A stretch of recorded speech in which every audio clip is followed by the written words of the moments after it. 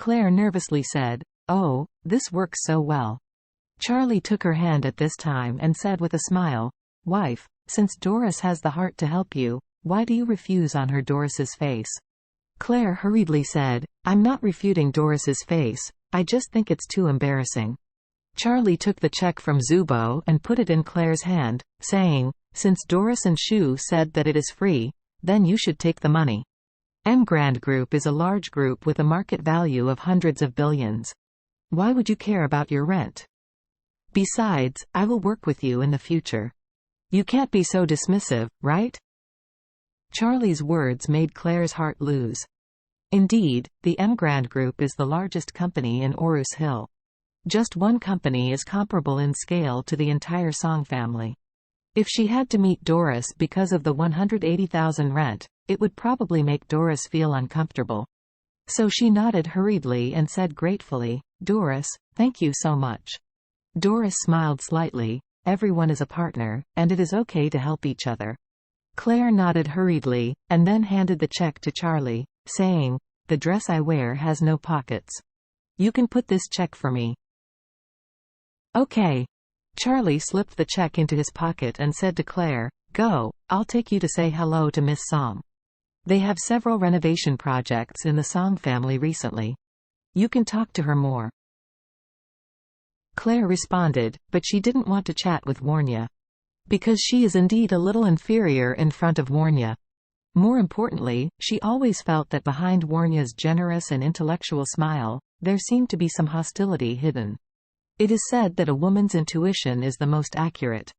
Deep down in Warnya's heart, she was thinking that one day she would be able to bring Charlie, the son-in-law, from Xiao's to Song's house, so she would faintly be hostile. And Claire was already aware of Warnya's deeply hidden hostility.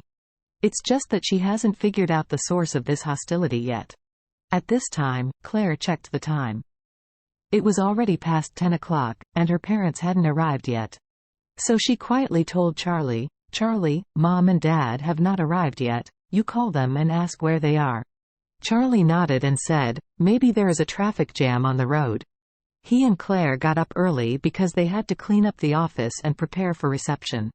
Before going out, they also agreed with the old wife and mother-in-law to come to the company before 10 o'clock and attend the opening ceremony together.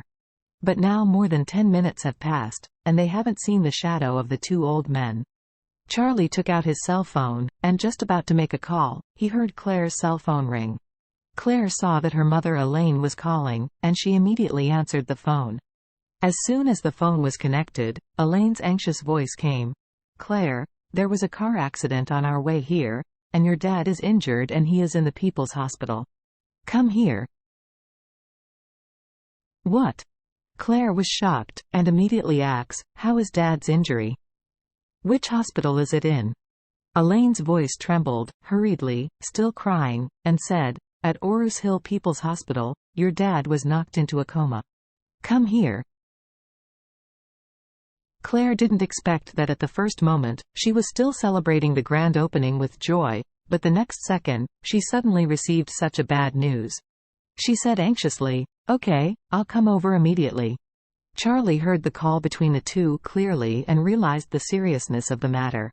Afterwards, without saying anything, he immediately said to everyone present, "Everyone sits by yourself for a while, Claire and I are going out." Under normal circumstances, it is a very rude behavior for the host to leave the guests aside. But these people are Charlie's fans, so naturally they have no opinion on Charlie. So Charlie drove his wife Claire straight to Orus Hill People's Hospital. When they arrived at the hospital, Charlie and Claire went all the way to the ICU ward of the hospital. Pushing the door in, Charlie saw at a glance that Jacob was lying on the hospital bed, his eyes closed tightly, and he was unconscious. As for the mother-in-law Elaine, she was sitting in front of the hospital bed with bloodstains on her body, her face pale, and she looked lost. Claire's pretty face turned pale, her eye circles instantly red and swollen. She rushed over and asked anxiously, "Mom, what's wrong with Dad?" Elaine's eyes were red and said, "Your dad took me to attend your opening ceremony and was hit by a muck truck running through a red light. Now his situation is very dangerous." Claire hurriedly asked the doctor making rounds in the ward, "Doctor, how is my father's condition?" The doctor said, "Don't worry, he is not in danger for the time being." Claire and Charlie breathed a sigh of relief when they heard that Jacob was not in danger. Unexpectedly, the doctor hesitated at this moment and said again, "But..." Claire couldn't help asking, "But what?" The doctor sighed and said, "However, the patient has injured his spine and will face high paraplegia when he wakes up." High paraplegia, that is, paralysis from the neck down. In that case, a human would become a living dead with no abilities, only slightly better than a vegetable. When she heard that her dad might face high paraplegia,